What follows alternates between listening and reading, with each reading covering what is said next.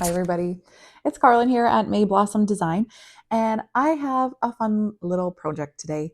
I hinted at doing it on a post and on shorts and stuff like that, but I am finally making it. So it is the bee bath, and I'm really excited about it because it turned out really well. I was going to make this a start to finish video, but unfortunately that's not going to work for me. So I am going to do it in a two-part video. I will get, the first part will get everybody to the bisque stage just like this one. And the second video will be glazing. And I think when I do glazing, I'm going to do it. I got some new glazes in the mail the other day that I think might be really fun for like blending and looking like petals and stuff. So I think what I want to do is I want to make a few of these and then do it so that when we glaze together, I can do a few different combos and we can test a bunch of different things so that when you go to make it, you know exactly what you want to get. And I do all the testing for you. You just have to watch. But yeah, so it's going to be a two-part video, unfortunately, but I think it'll be really fun. And bonus, this project can also be done with air dry clay. It just requires you to do an extra step at the end. So if you don't have a kiln or you don't work with like pottery type clay, you definitely can do this with air dry clay and it'll turn out just as cute and it'll work just as well. So yeah, you can use this as air dry clay as well. So yeah, let's get started. I'm going to let you know the tools that you need to use and then we can get started and we can make a bee bath. Okay, so this isn't the greatest angle, but this is, I'm going to show you the tools that you need. So obviously you're going to need some clay. I don't have it in the frame, but I'm going to use Plainsman 340. It's just a very plain clay so that whatever glaze you put on top, you notice the glaze, not like a speckle or anything like that. But if you prefer to use a speckle clay, by all means, go ahead. And then again, if you want to use air dry clay, you'll need air dry clay. Then you're going to need slip for the clay that you use. You will also need some brushes for your slip, a needle tool for cutting your clay. You're going to need a scratcher for slipping and scoring. I also like using a wooden tool of some kind. Sometimes it helps when you're doing the joins. If you can't get your fingers in there, you can use this tool and it really helps make it easier. But this isn't 100% necessary, but it does make things a little bit easier sometimes. Then you're also going to need rolling guides. If you have a slab roller, definitely use that. I don't have a slab roller, so I use these rolling guides and they're wonderful. They work great. I'm going to use the 3mm rolling guides today. You also will need cornstarch, just a little bit of it. And then this is the most important part. These are fondant molds. At least I'm pretty sure that's what they are. And that is what I use to create these petals. Or you'll see, I kind of manipulate them a little bit, but for the general shape and the texture, that's what I used. So all of these tools, whatever tools I can link in the description below, especially these, because like I said, these are definitely the most important part for this project. So I will link all of those into the description below. So if you need them, you have a place to get them. If you already have these tools, perfect. The last two things you will need some kind of like dowel or wooden thing. You probably could use your finger to use it. But what I did, so as you can see, there is an opening on the bottom. So what I did is that I made it so that this bee bath can be staked into your plant pot. So what I did was I used this to do the circumference of this. And then when I go to finish it, you'll see there's a dowel that will fit in here snugly so that you can glue it on and it'll stake into your pot. But we'll get to that part later, but you do need something to create kind of a base for your piece. Then I just took styrofoam balls and I cut them in half. It is for holding up your piece at the end. But again, we'll get to that part when we get there. But this is just all the supplies that I use for this project. So I'm going to roll out my slab and then I will come back and we will get started on making our bee bath. Okay, so I won't lie, I filmed this like 3 or 4 times, and each time it turns out either my audio is not working, I didn't have it in the screen, something. So this is like take 5. So hopefully this one works. I was planning on making quite a few of these, but not quite this many. Anyway, so let's get started. So I had things covered up. So first of all, what you're going to need to start with, you need to cut about a 1-inch strip. It doesn't really matter if it's perfect because this is all very, how can I put this? It's all very like organic. There's nothing really set in stone that you have to do. You want to make this stem longer? Go ahead. You want to make it without a hole in it? Fine too. But for my purposes, I am making it so that you can stake it in the ground. So yeah, so you do need about an inch long piece. This is where the dowel comes into play. So what I do is I just take my piece, 45 it, I wrap it around the dowel to find the size. And you want to make your clay to be not quite leather hard, but it needs to be hard enough to be movable, but not fall apart. So as you can see, like I can still squish it, but it's not going to fall apart. It's still going to stay pretty sturdy. So then just mark it. And with all hand building, same thing, you just 45 it. Wrap up the clay that you're not using. Score it. I do wrap it around here because it gives it a little bit of stability. Then I'm going to use my slip. Put it on my one edge. Sorry if my hands are in the way. And then just meld together.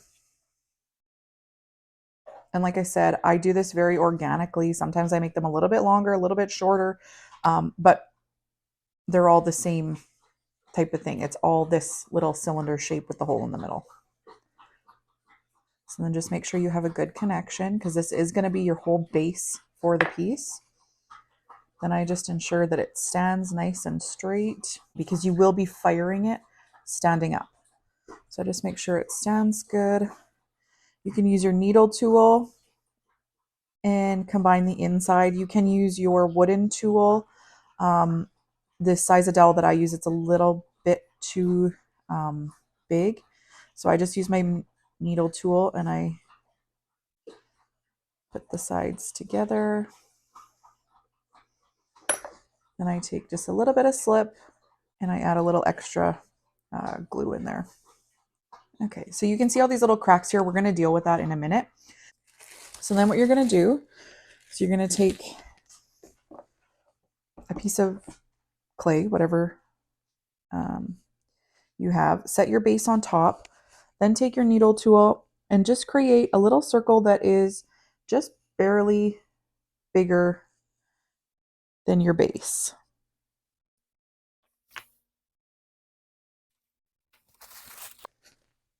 Okay.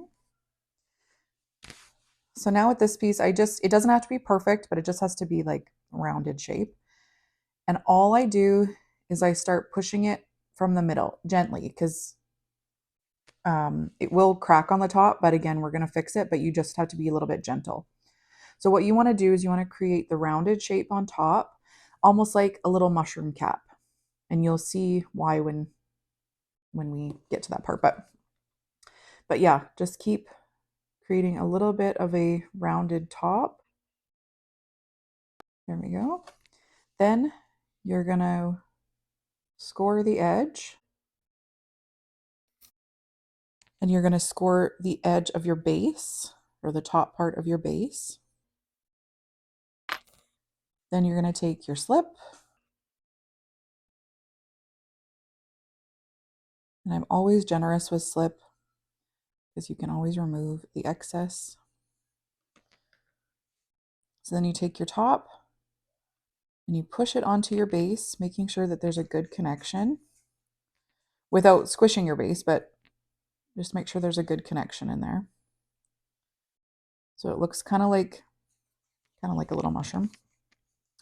Then this is where I take my little wooden tool, and I just, if there's any, like a lot of excess, I just kind of pop that off. And then I go around, you can use your finger for this too. And I just smooth the edges a little bit just to get a really good connection there. And this part doesn't have to be perfect. This is just the middle of the flower. So once you get the petals on, you'll notice that it will pretty much look round, even if it's not. So then I didn't mention this in the tools, but you should have a sponge. This is about the only time you use a sponge for this project. But you can use your finger or a paintbrush if you don't have a sponge. That's totally fine. And just smooth it out. Fix any of those cracks that are there.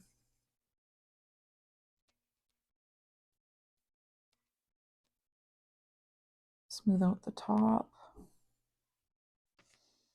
And then, because it's hard to get your finger inside to the end there, I just like to take a generous amount of slip and make sure that there is good contact in there where the join happens. And make sure that the join where you join this piece, that's good. Just make sure you have enough slip in there so that it's not going to crack. So then again, just make sure it stands really nice and sturdy. Okay, so that is your base. Your base is done. So now I'm just going to wrap this up in a little bit of plastic until we are ready. So the next step is going to be cutting our petals. Now, yeah, like I said, I filmed this a few times. I find that flowers look best when they have an uneven amount of petals. So I'm going to do 5 petals. You can do as many petals as you like, but I'm going to do 5. So the first thing you're going to do, these fondant molds, all I'm going to do for this step is take my mold, put it on the clay, take my needle tool, and I'm just going to carve out 5 petals that are basically the same shape as the mold. So once you get your 5 petals, I'm going to cut these out, and then once we get them all done, I will show you what we need to do next. And they don't have to be perfect, because you'll see why in a minute. Once we start pressing them and manipulating them, you'll see why it's not super important that they're perfect. Okay. So I have my pieces cut out. And again, like I said, you can do as many pieces as you like. Yeah, feel free to do as many petals as you want. If you decide you want smaller petals, you can do that too. So the next step, once you have your 5 petals laid out, you're going to take your cornstarch, and you don't need a lot. I always use a clean brush for my cornstarch, just to keep it nice. So what you're going to do is you're just going to put cornstarch on your molds on both sides. And all the cornstarch does is it just helps your clay not stick into these little grooves. It doesn't affect your clay. It doesn't do anything like that, but it just helps to keep your mold clean, as well as not, your clay doesn't stick to the mold.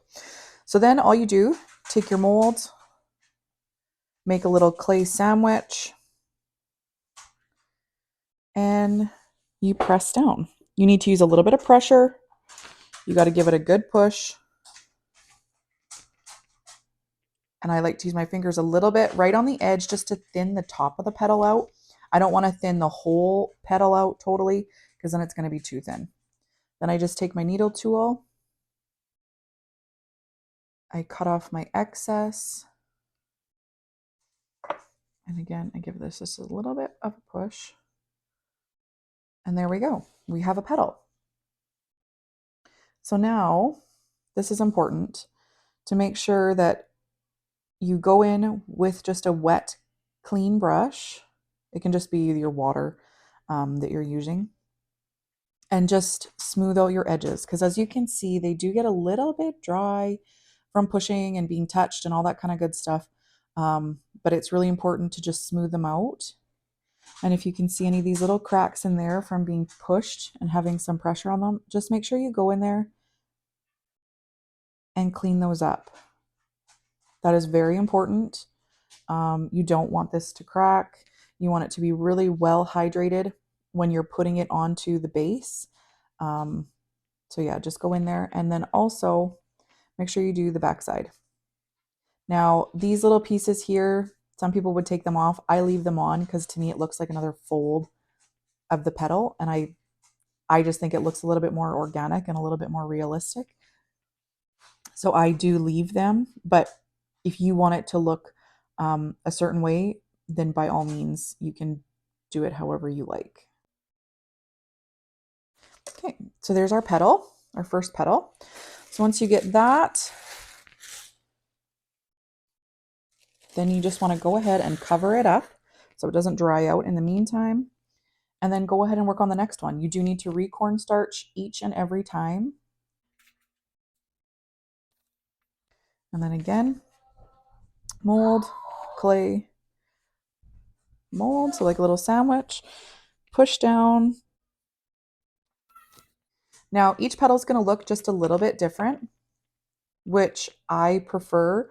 If you want them to look identical, then you may have to do a little bit of finessing, and you may have to really control like the pressure that you put on your petals.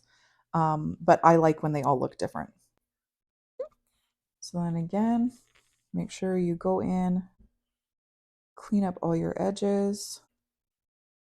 If there is too much, by all means, just pull it off. Like if you find that there's a little bit, like this one, I don't really like that little piece.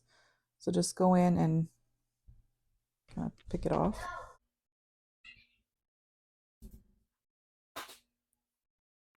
And just have fun with it. Don't get too serious about it.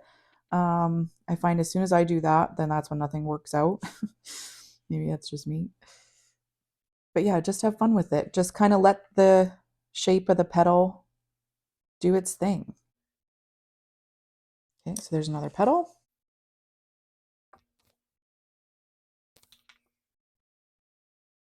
And if you're using air dry clay, I believe the process can be exactly the same. Yeah, I think it can be exactly the same. And you can make just the same thing.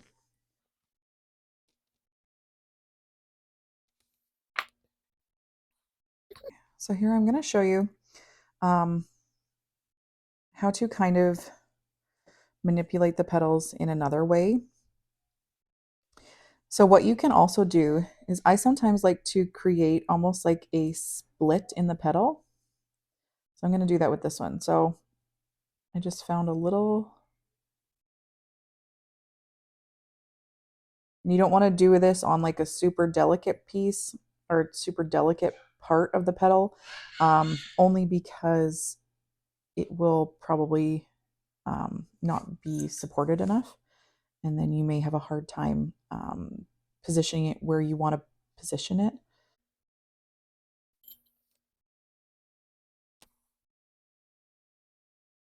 Okay, so if you see like that, it just makes the petal look a little bit different than the other ones. And like I said, I like when the petals look different. I like when there's a different shape or a different little bit to each petal. But again, like I mentioned earlier, if you want to make them all look identical, that is totally fine too. It will still look great. This is just how I like to do it. So, and again, don't forget your back. So you see right here, there's a few little cracks. Just make sure you go in there and fill it in. And if you need to use a little bit of slip, don't hesitate, because I'd rather see you have too thick of petals rather than too thin. And as I mentioned before, I didn't show rolling out my slab, but I did use measuring guides for my slab that were 3 millimeters thick. I didn't make it super precise, so some are a little bit thicker than others, but for the most part, it's about 3 millimeters thick. And then you're pushing, I just added a little bit of slip here just to help with that thin spot. And then you are pushing them down. So they're getting quite thin. So just keep that in mind too, that if you do have to use slip, it's totally fine. So yeah, so we have another petal. I would try to maybe keep your petals a similar size. The shape can definitely be different, but I wouldn't make like a super big petal and then a bunch of little petals, because then your flower is going to look a little off. So I would try to keep them the same, like if you're going to make 1 inch petals, make them all like between 1 and 1 1/4 inch or 1 1/8. Don't make a great big variance.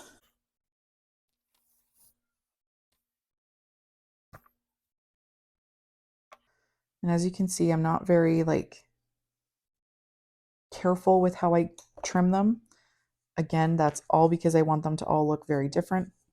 If you don't want them to look different, again, just make sure that you push the same way each and every time and that you keep your pressures the same. But if you want them all to look a little bit different, then just do everyone just a touch different. Now this clay is getting just a touch too dry.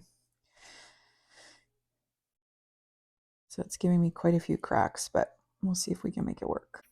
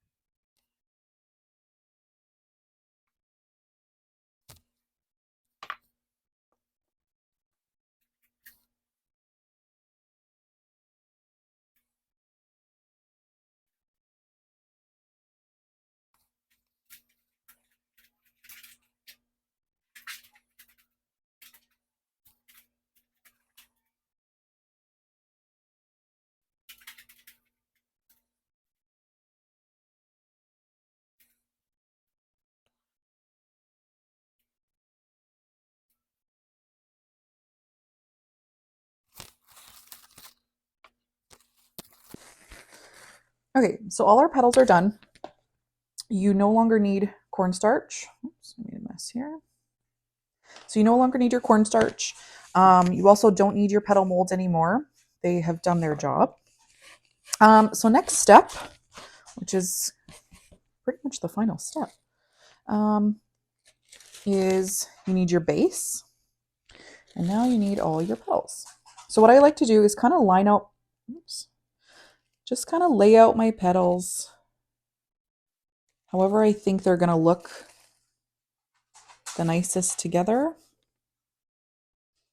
And if you have big petals, I wouldn't put them right next to each other. I would try to space them out just to give your flower a little bit of a different. I wouldn't put, say, so this one has 2 different shaped petals. These 3 are pretty similar. These 2 are different. I'd put them on the opposite side of the flower. But again, you can do it however you like. So then I take my base and I just score my base.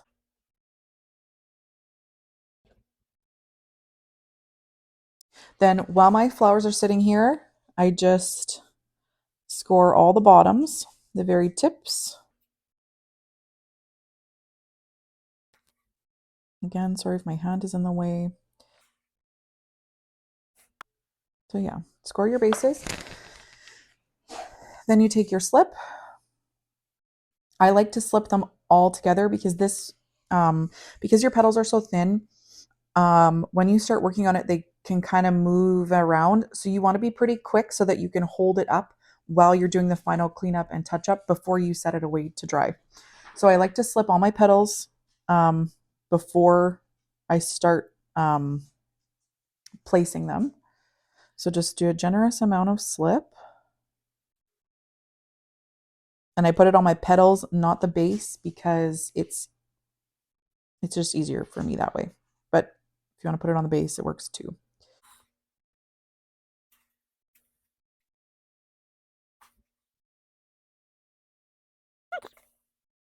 So just make sure you have enough slip on everything. Then start placing your petals. Now, if you look at a flower, you'll notice that some petals overlap each other, some are totally behind each other, some are on top of others, but behind other ones. So keep that in mind when you're placing them, that you don't just want to place them all like, just be kind of random with it. So I'm going to take this first large one and you just kind of bend it a bit and then you place it on the flower. And don't worry about the petal shape at the moment. Just worry about getting them on. So then I'm going to take this other larger one. And I'm going to keep in mind that I only have 5 petals, not 6, so I can't be totally even back and forth because I have to put 2 on the one side. Put that on. Make sure you push it in good, have good connection. And then just start placing your other petals.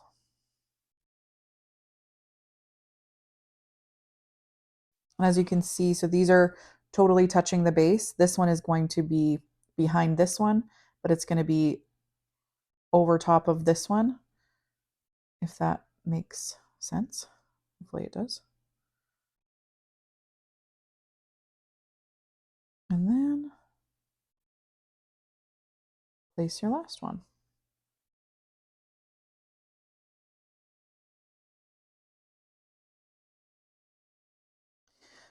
So then just make sure that all your petals are attached very well to the base. And there is pretty much how your flower is going to look. So then what I like to do is I like to go around, and if you see in here, I like to make sure that all that slip is pushed right down into those gaps. You don't want gaps. You want this to hold water for the bees. So you want to make sure that there's a good connection by the base of the flower or the middle of the flower, and also where your petals connect. And that's also another reason why putting the slip on your flower petals is a good idea rather than putting it on the base, because when you put it on your flower petals, any of the bottoms that touch the other flower petals, they will adhere to it just like they would to the base. So yeah, just get in there and push the slip in there, making sure you have a good connection.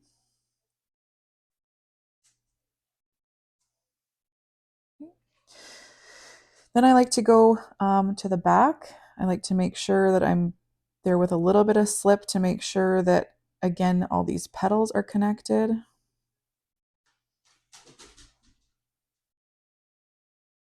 Just get in there with your slip, make sure there's good connection. Don't push too hard because you don't want to lose the texture that you just created, but you do want to make sure everything is well connected. Just go in there, push the slip in all the joins.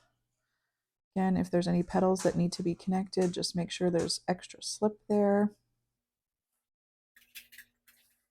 And be careful with your petals because they will move on you if you're really forceful. So just be mindful of that as well.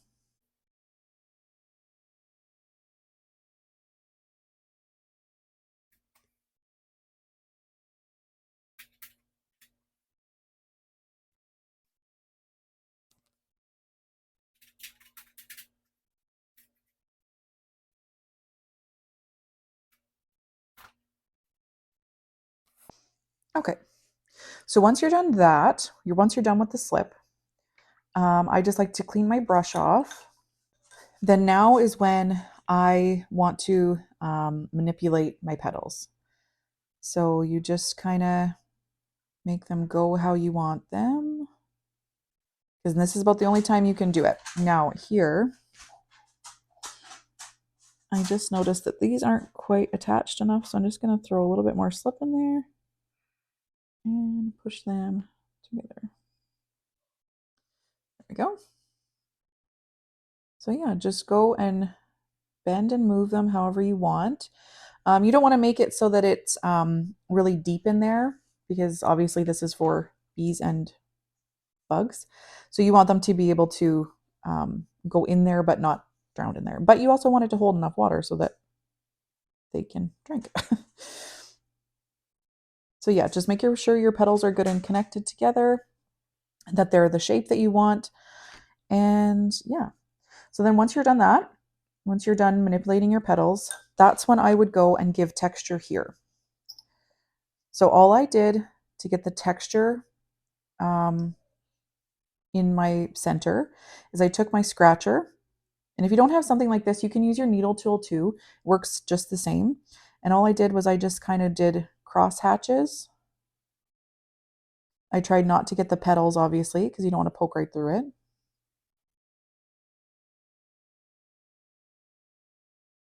But it just gives it that nice little bit of texture that I think when we put glaze on it, I think it'll look really cool. It'll break the glaze nice.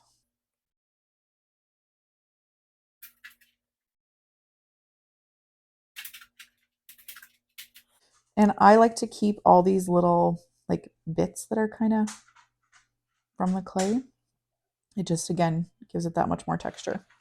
Okay, so once you have your texture done, just like before when we were making our petals, you just want to go in and just make sure that any cracks from manipulating it or attaching them, that they're gone. Because you want it to dry nice and uniform.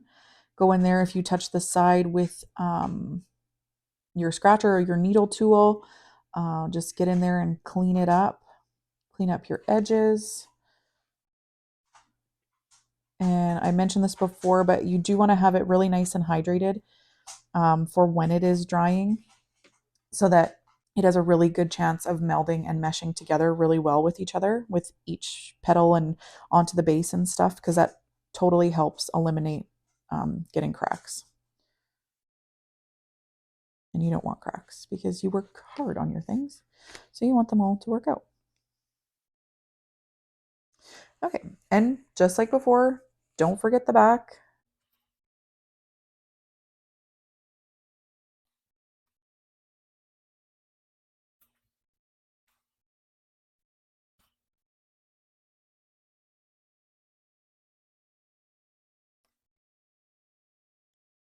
Okay, so there is our bee bath.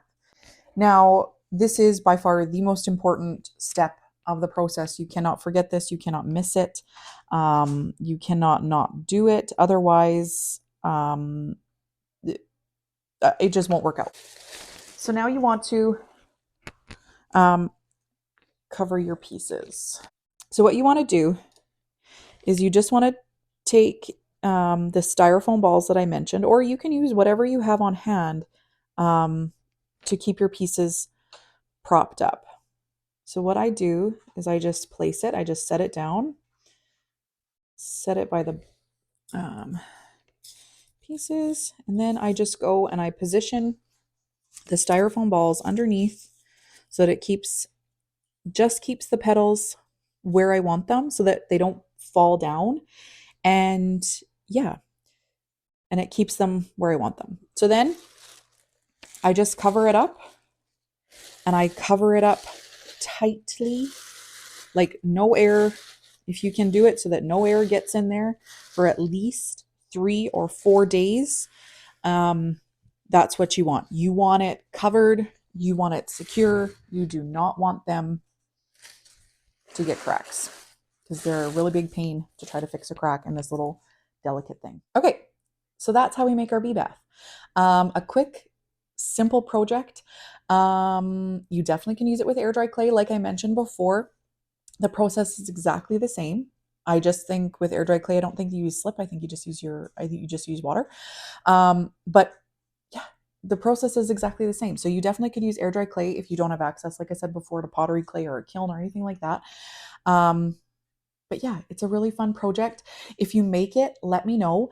Like I said before, I'm going to link these in the description below. They make a world of difference if you're trying to make realistic looking flowers, and they just make the project go really quick. So yeah, the tools and stuff, I'll link them down in the description below. If you make it, let me know. If you try it and you have any tips for if there's something that we could change, let me know those too. But yeah, I'm going to let these dry, like I mentioned, for 3 to 4 days underneath the plastic, and then I will slowly open up the plastic. So it does take a while for them to dry, but you definitely want to give them a really good chance to mesh together because they are so delicate. But after that, I'm going to biscuit at 04, cone 04. And yeah, then we'll be back in part 2 where we glaze it.